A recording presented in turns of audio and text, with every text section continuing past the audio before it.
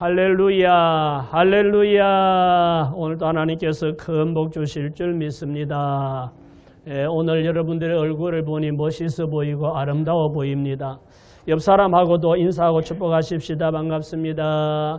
사랑합니다. 아름답게 보입니다. 멋있어 보입니다. 할렐루야. 오늘도 하나님께서 큰 복 주실 줄 믿습니다. 11월은 오곡백과를 수확하는 풍성한 계절이고 또 우리 교계에서는 11월을 감사의 달이라고 합니다. 올해도 벌써 11월 오늘 9일인데 벌써 한 해가 저물어가는 그런 이제 시기가 됐습니다. 올 한 해도 돌아보면 여러 가지 일들이 많았습니다. 국가적으로나 또는 개인적으로나 여러 가지 일들이 많았지만 좋은 일도 있었고 힘들고 어려운 일들도 있었습니다. 그런 가운데도 하나님 은혜로 여기까지 잘 살아왔음을 감사드립니다. 저는 요즘 다니엘 기도회에 참여하면서 강사님들의 간증과 또 사랑의 헌금 시간에 영상으로 보여주는 그 아픈 대상자들의 그 영상을 보면서 제 자신을 이렇게 비춰보면 나는 너무너무 감사한 사람이구나 이런 생각을 하게 됩니다. 사랑의 헌금 대상자들의 영상을 보면 너무 마음이 아프고 그런 반면에 나는 그런 고통 가운데 있지 않음이 너무 감사해서 헌금을 드리지 않을 수가 없어요. 그래서 그 자리에서 저는 폰으로 헌금을 이체하고 이렇게 하는데 우리는 돌아보면 부족하다고 불평하고 불만하는 이런 부분도 있을 수 있지만 다시 한 번 더 생각해 보면 현재의 모습 이대로 우리는 감사하지 않을 수 없습니다.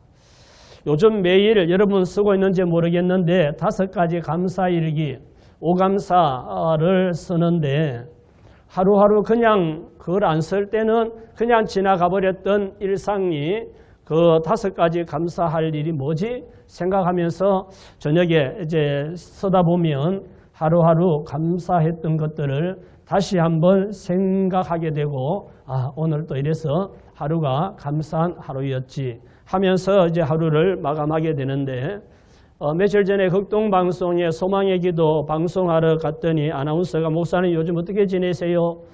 그런 얘기를 해서 다른 얘기를 하다가 요즘 하루에 5가지 감사일기를 쓰고 있다고 이런 얘기를 했더니 아나운서가 하는 말이 목사님 너무 좋은 팁이에요. 그러면서 그 자리에서 방송 가족들에게 여러분들도 하루 5가지 감사를 한번 찾아보세요.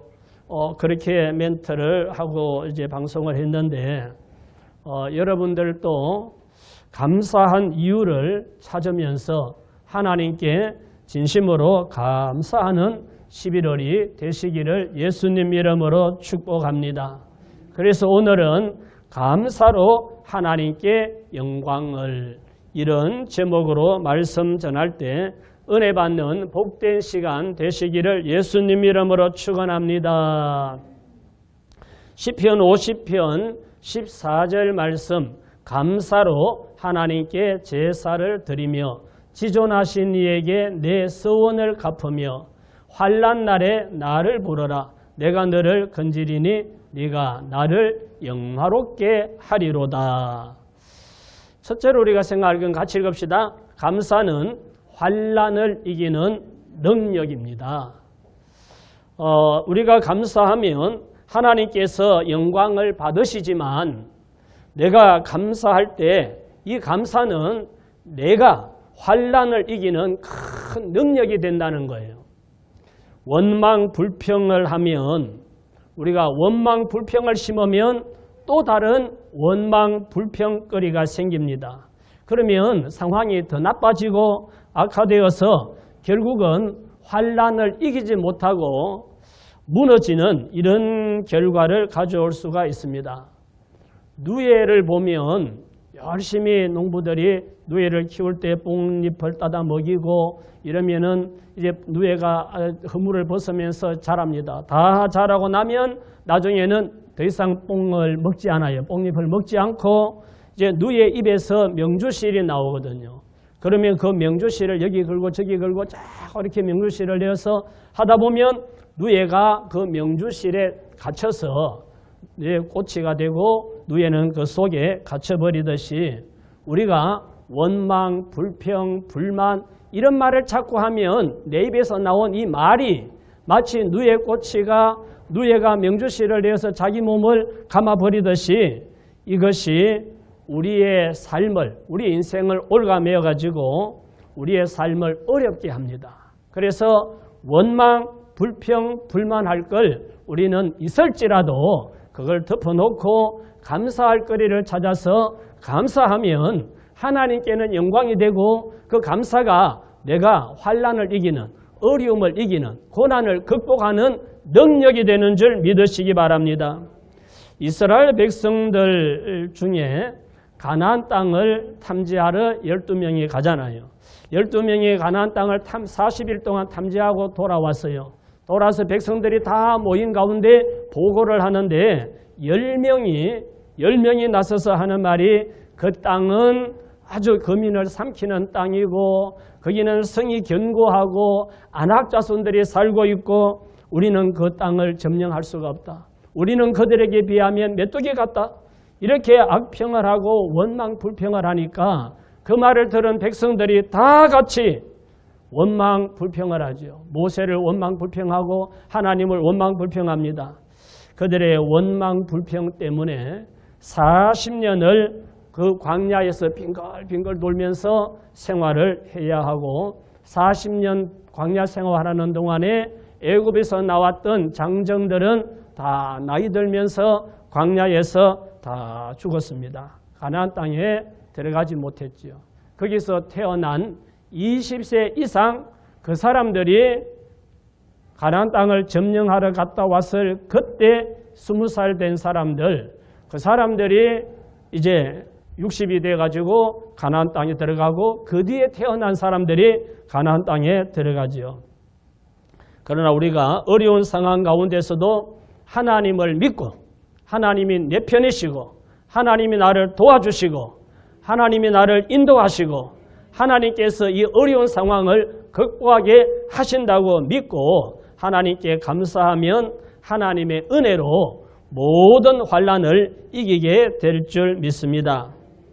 우리가 잘 아는 발명왕 에디슨은 한창 연구를 하고 실험을 하고 막 이렇게 할 때에 연구실에 불이 나서 진행 중이던 연구 자료가 그냥 싹 다 타버렸답니다.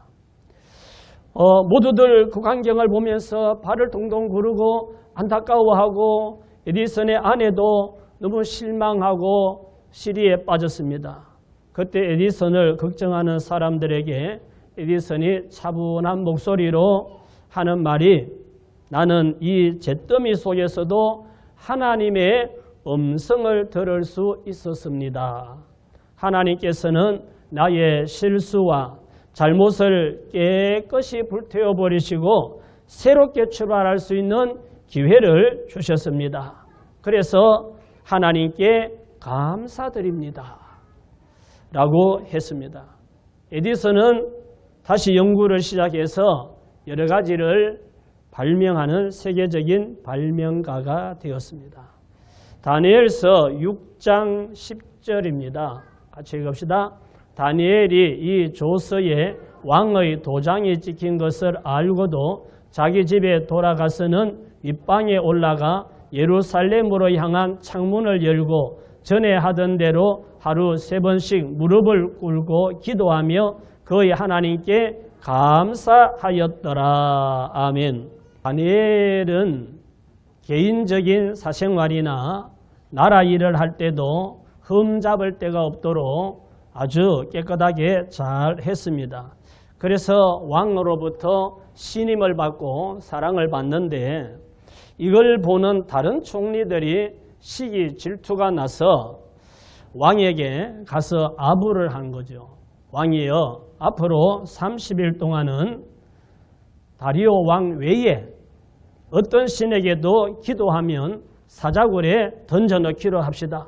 그러면 백성들이 왕을 더 존경하게 되고 두려워하게 되고 왕을 따르게 될 겁니다.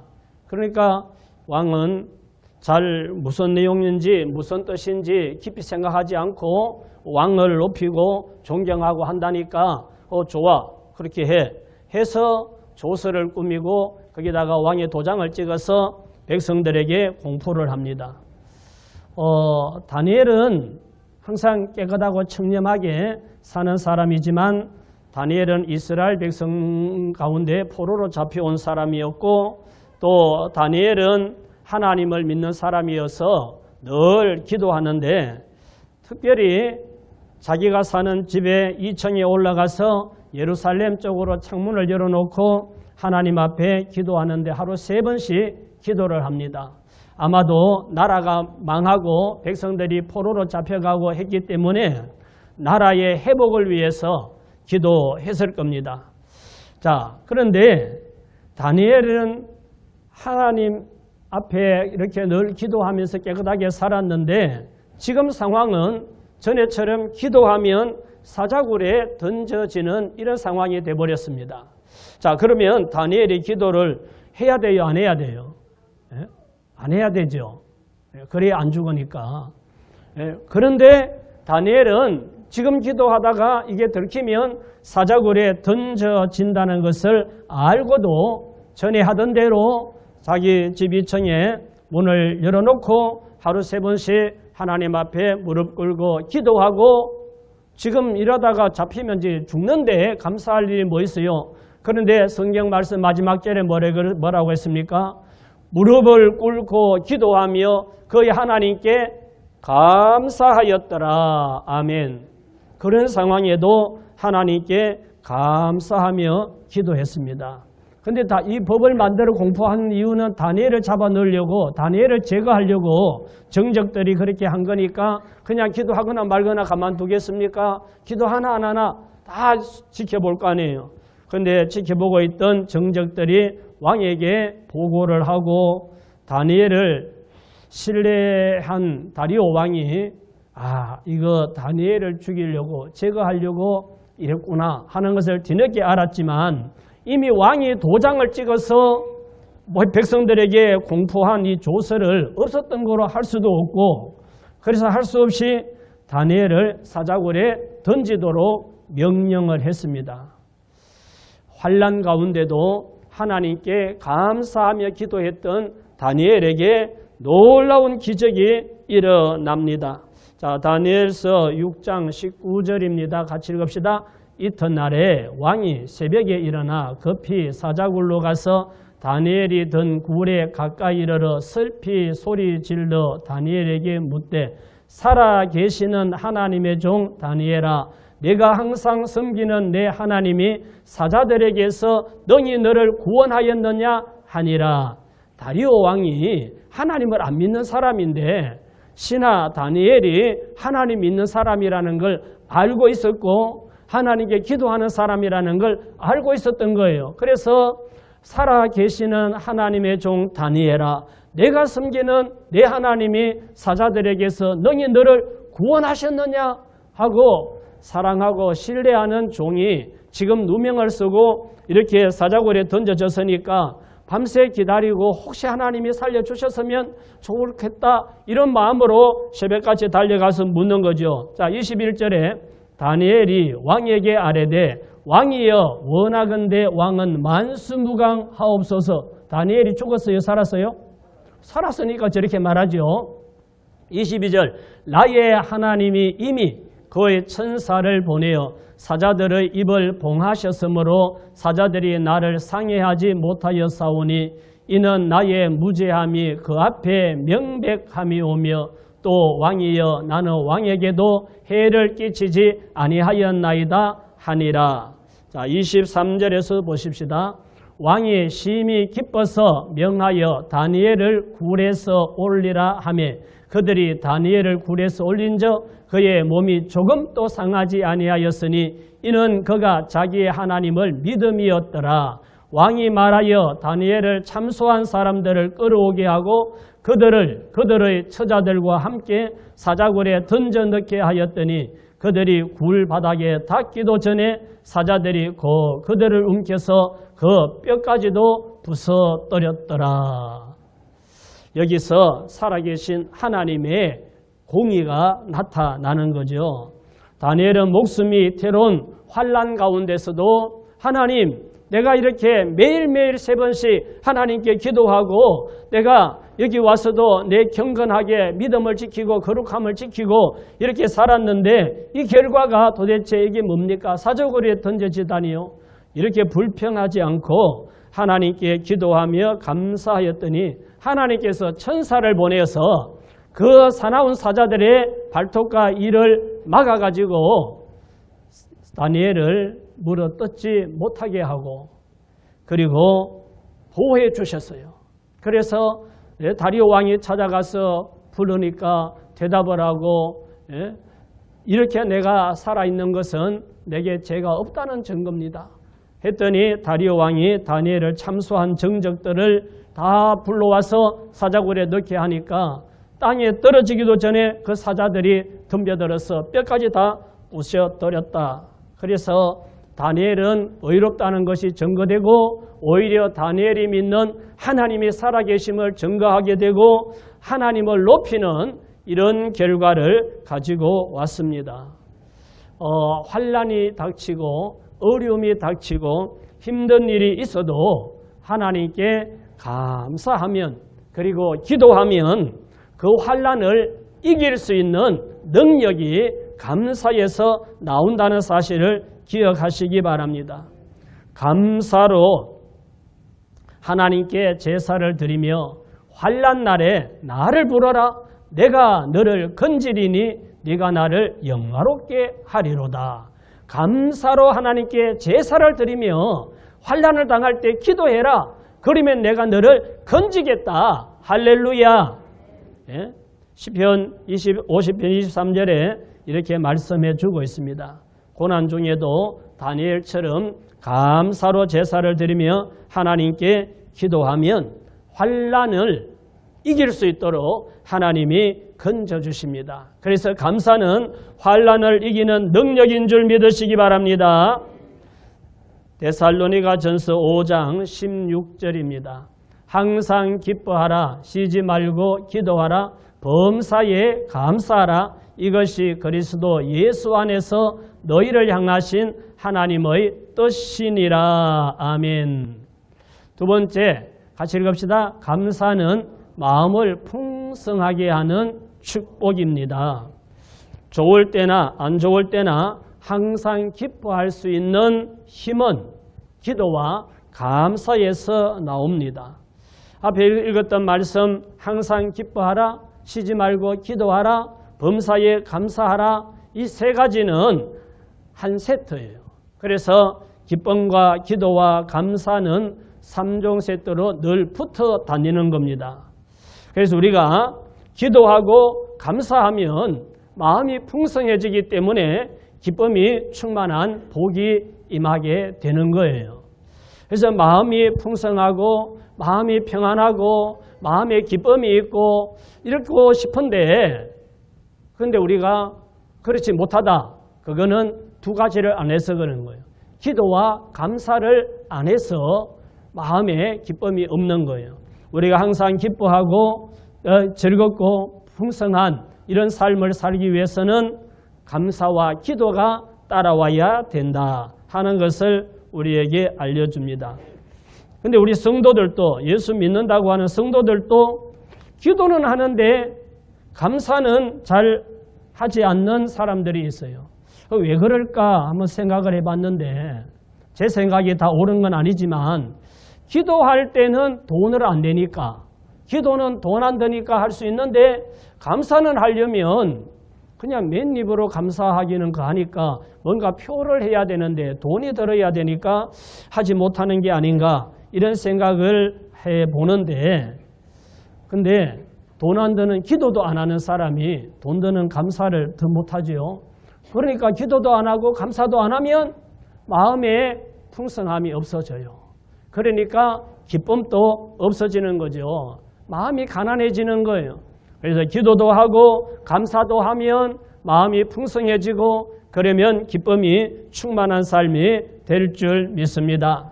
그래서 감사는 환난을 이기는 힘이기도 하고 어떤 상황에서도 기뻐하고 즐거운 인생을 살 수 있는 그런 마음을 풍성하게 하는 축복인 줄 믿으시기 바랍니다. 요즘 사람들이 참 힘들고 어렵고 그래서 마음이 무너지고 그래서 여러 가지 마음이 병들어서 고통당하는 사람들이 너무 많다고 합니다. 사람들이 힘들다, 괴롭다, 살기 싫다 이런 말을 하는 것은 물론 몸이 아프고 또 물질적으로 경제적으로 가난하고 그래서도 그렇지만 그보다 더 큰 것은 마음이 너무 힘들고 마음이 괴롭고 마음이 아파서 못 살겠다는 사람이 많다는 거예요. 몸이 병들어서 자살하는 것이 아니고 마음이 병들어서 자살을 하고 물질이 가난해서 자살하는 것이 아니라 마음이 가난하기 때문에 자살을 하는 겁니다. 물질은 풍성해도 마음이 가난한 사람이 있고 물질은 부족해도 마음이 풍성한 사람이 있습니다. 부족해도 감사하는 사람은 마음이 풍성하고 더 행복하게 살고 넉넉해도 감사할 줄 모르는 사람은 마음이 가난하고 행복하지 못합니다. 그래서 감사는 우리 마음을 풍성하게 하는 축복입니다. 시편 4편 5절 말씀을 같이 보십시다. 주께서 내 마음에 두신 기쁨은 그들의 곡식과 새 포도주가 풍성할 때보다 더하니이다. 내가 평안히 눕고 자기도 하리니 나를 안전히 살게 하시는 이는 오직 여호와이시니이다. 다윗은 주께서 내 마음에 두신 기쁨은 그들의 곡식과 새 포도주가 풍성할 때보다 더하다라고 합니다.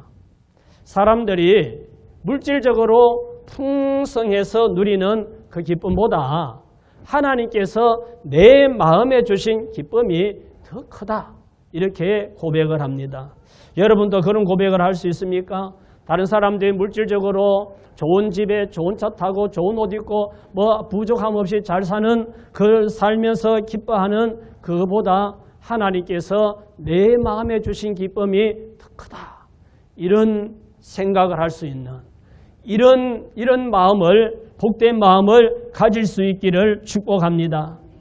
그래서 다윗은 그래서 8절에 내가 평안히 눕고 자기도 하리니 나를 안전히 살게 하시는 이는 오직 여호와이시니이다. 내 안에 하나님이 주신 기쁨이 저 사람들이 물질 때문에 기뻐하는 것보다 더 크기 때문에 나는 평안히 눕고 자기도 한다. 나를 안전하게 살게 하는 건 하나님이다 라고 고백을 하죠.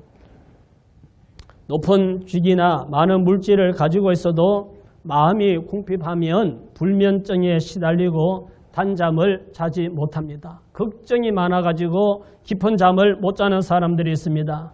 사람이 저녁에 평안히 누워서 잘 수 있는 복이 우리 육신이 누릴 수 있는 복 중에 최고의 복인 줄 믿으시기 바랍니다. 감사의 제사로 마음이 풍성해지는 복을 받으시기를 예수님 이름으로 축원합니다. 감사의 제사를 드리면 마음이 풍성해지는 복을 받게 되고 그러면 기뻐하는 삶을 살게 되니까 육신도 건강해지고 하는 일도 잘 되고 따라서 하나님의 은혜와 복이 임하게 되는 줄 믿습니다. 자, 시편 50편 23절을 다시 봅시다. 감사로 제사를 드리는 자가 나를 영화롭게 하나니 그의 행위를 옳게 하는 자에게 내가 하나님의 구원을 보이리라. 세 번째 같이 읽읍시다. 감사는 하나님께 영광 돌리는 방법. 감사로 제사를 드리는 자가 하나님을 영화롭게 한다 그랬습니다. 하나님을 영화롭게 한다는 말은 하나님께 영광을 돌린다 이런 말입니다. 감사의 제사는 하나님께 영광을 돌리는 아주 중요하고 확실한 방법인 줄 믿으시기 바랍니다. 구약시대 제사에는 양이나 염소를 잡아서 가난하면 비둘기를 잡아서 제사를 드렸습니다. 이 말은 무슨 말이에요? 제사에는 희생이 있었던 겁니다. 어떤 신학자들은 그렇게 해석을 합니다. 가인과 아벨의 제사에서 하나님께서 가인의 제사는 받지 않고 아벨의 제사를 받았는데 그 두 가지가 달라진 게 무엇일까?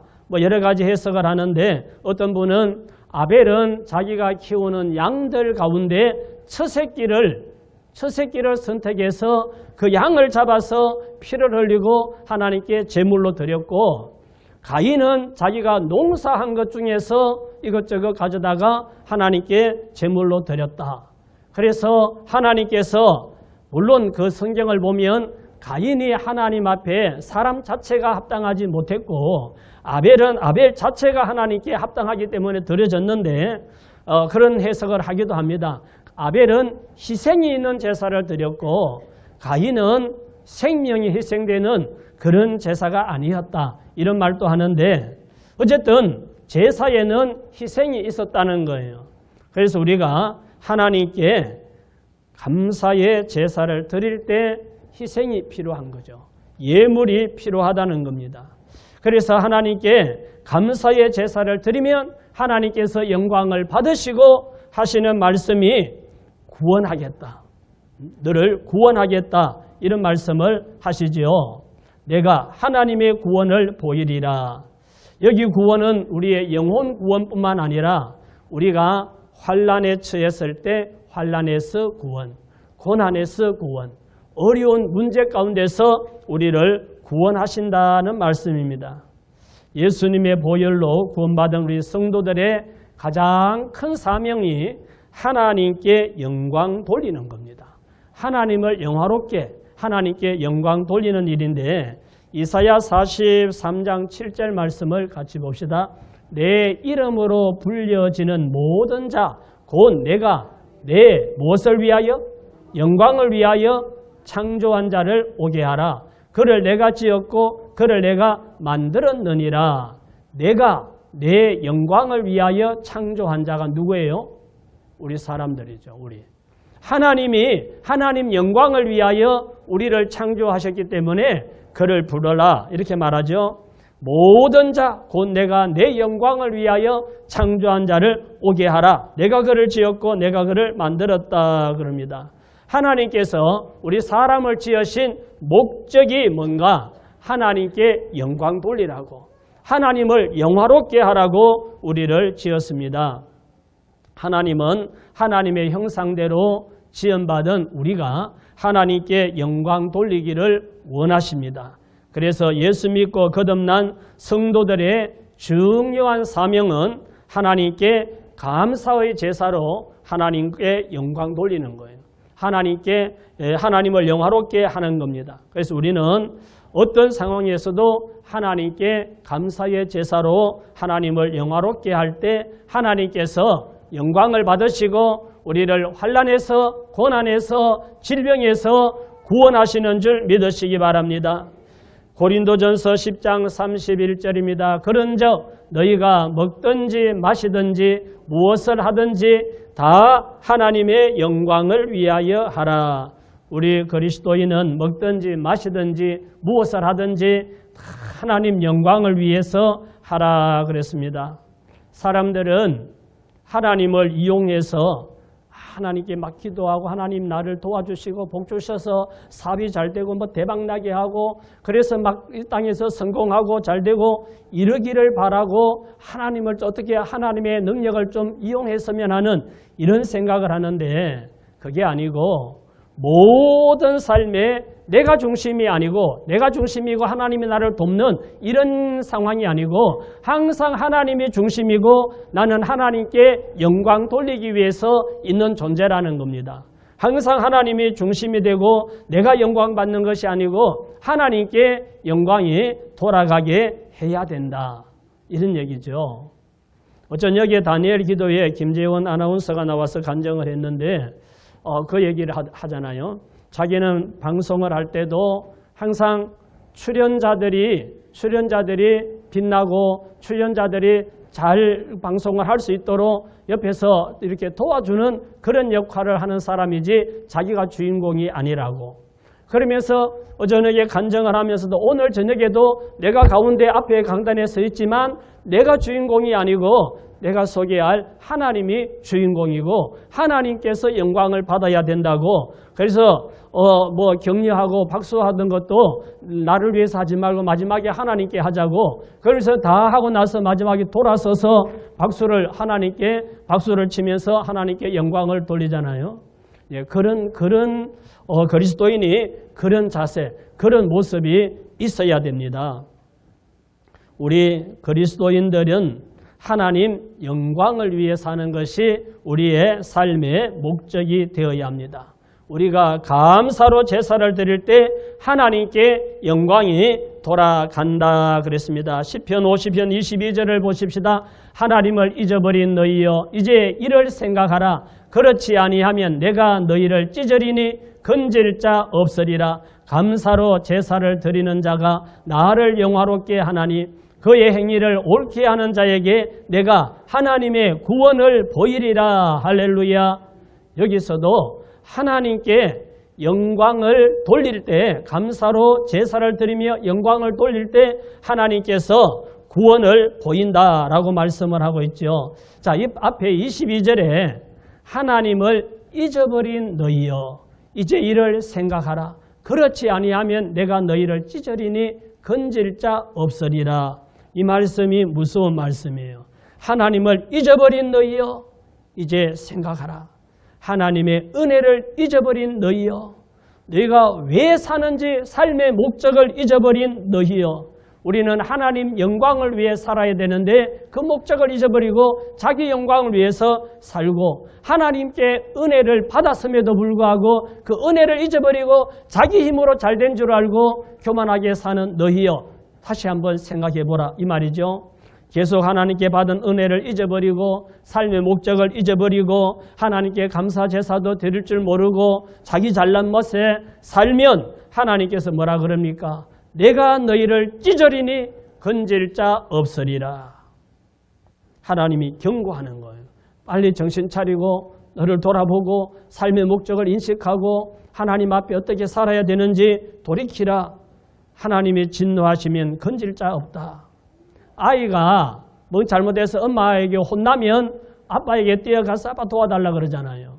엄마가 혼내킬 때 아빠의 도움을 받을 수가 있어요. 사람들에게 뭐 잘못해서 법의 심판을 받게 되면 하나님 내가 잘못했습니다. 그러나 벌을 좀 덜 받게 해주시고 좀 이 문제가 잘 해결될 수 있도록 하나님 도와주세요 하고 기도할 수 있는데 하나님께 잘못해서 하나님이 진노하시면 어디 가서 도움을 요청할 수 있겠어요. 그러니까 하나님이 내가 너희를 찢으리니 건질 자 없으리라. 내가 너희를 찢는데 누가 너를 도와주겠느냐 이 말씀이죠.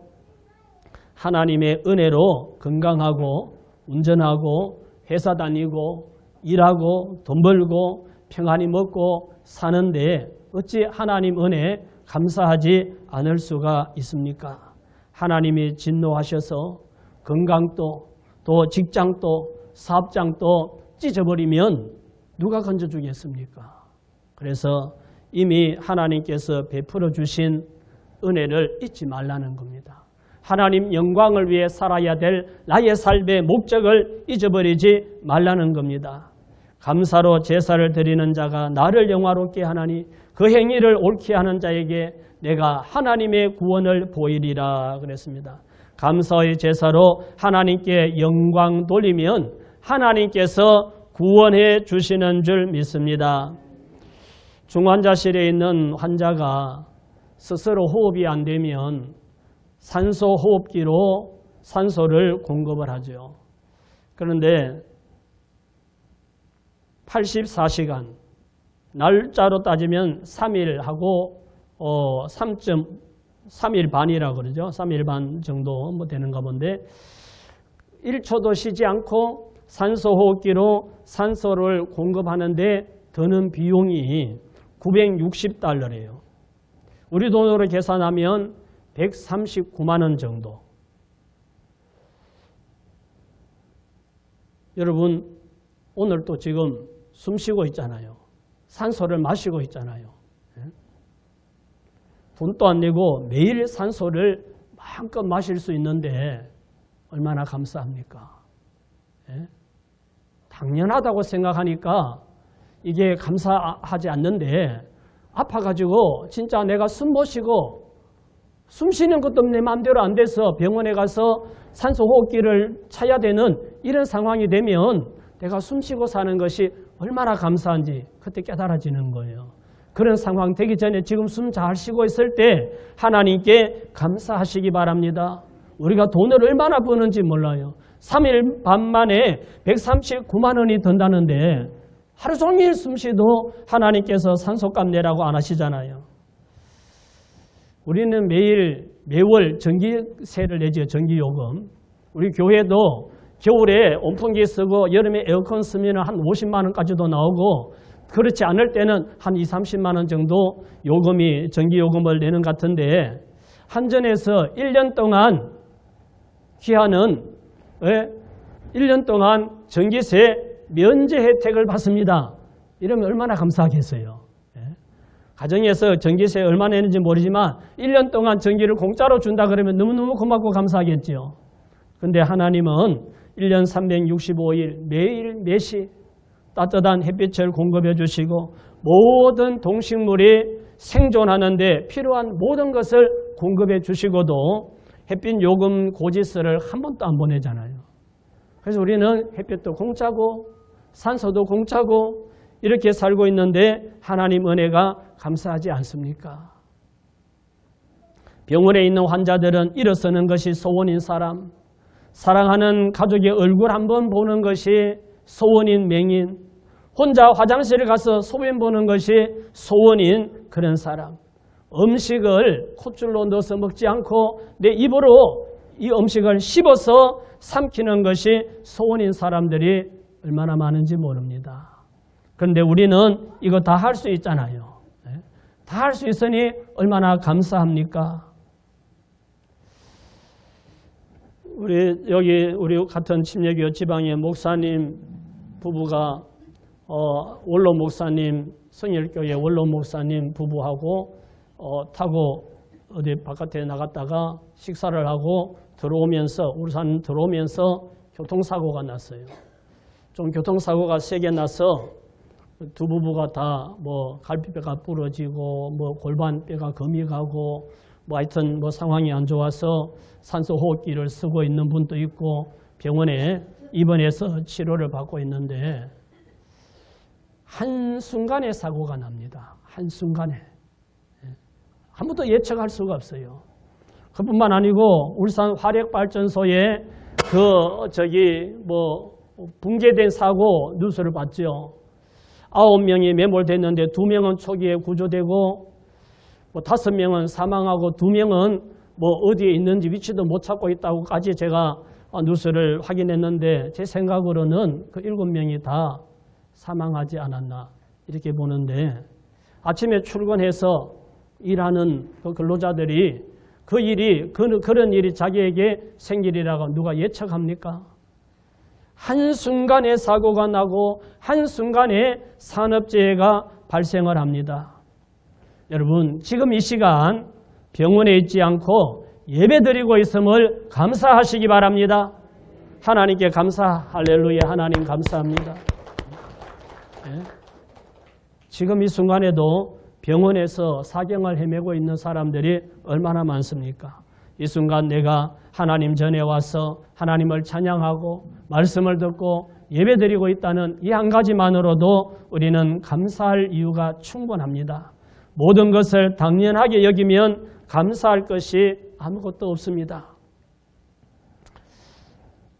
5살 어린아이가 할아버지가 큰 수술을 받고 퇴원해서 요양 중인데 할아버지 집에 가서 기도를 합니다. 사랑하는 예수님, 우리 할아버지 병을 고쳐주셔서 정말 고마워요. 내 장난감 중에 무엇이든지 원하는 대로 하나 가지세요. 라고 꼬마가 기도를 했답니다. 5살 어린아이도 감사하면 선물을 드려야 한다는 것을 알고 있습니다. 다니엘 기도의 간증을 듣고 사랑의 헌금 대상자들의 상황을 보고 나는 감사할 것이 너무 많은 사람이라는 그런 생각을 하면서 이번 추수감사절에 하루 10,000원의 감사로 계산해서 365만 원을 감사 예물로 드리면 얼마나 좋을까 이런 생각을 했는데 아무래도 그렇게는 못할 것 같고 하루 못할 것 같고 하니까 우리 사모님이 안심을 하는 것 같아요. 하루 1,000원이라도 감사함을 표현하는 그런 마음으로 계산을 하면 얼마일까 해보니까 36만 5천 원인데 그래 이렇게라도 이번에 하루하루 내가 지난달 이렇게 내가 숨쉬고 햇볕 받고 살아오면서도 날마다 감사 못했던 거 있을 거니까 하루 1,000원이라도 하나님 감사합니다 생각해서 365일 36만 5천 원 감사헌금을 드려야 되겠다 이런 생각을 했는데 혹시 또 며칠 사이에 마음 변할까 봐 지금 말해버리는 거예요. 그 이상은 해야 되겠다고. 오늘 또 살아 숨쉬면서 하나님께 예배드리고 추수감사절을 맞이하게 된 것을 감사하면서 감사의 제사로 하나님께 영광 돌리는 저와 여러분 되시기를 예수님 이름으로 축원합니다. 오늘 감사로 하나님께 영광을 이런 제목으로 말씀을 우리 함께 살펴보았습니다. 같이 읽읍시다. 감사는 환난을 이기는 능력. 두 번째, 감사는 마음을 풍성하게 하는 축복. 세 번째, 감사는 하나님께 영광 돌리는 방법. 감사로 환난을 이기고 감사로 마음이 풍성해지고 감사로 하나님께 영광 돌리는 복된 성도들 되시기를 예수님 이름으로 축원합니다. 축원합니다. 우리 다 같이 한번 기도하겠습니다. 합심해서 기도할 텐데 은혜를 받고도 은혜 베푸신 하나님을 잊고 사는 인생이 되지 말게 하시고 하나님 은혜를 감사할 줄 아는 자가 되게 해 주세요.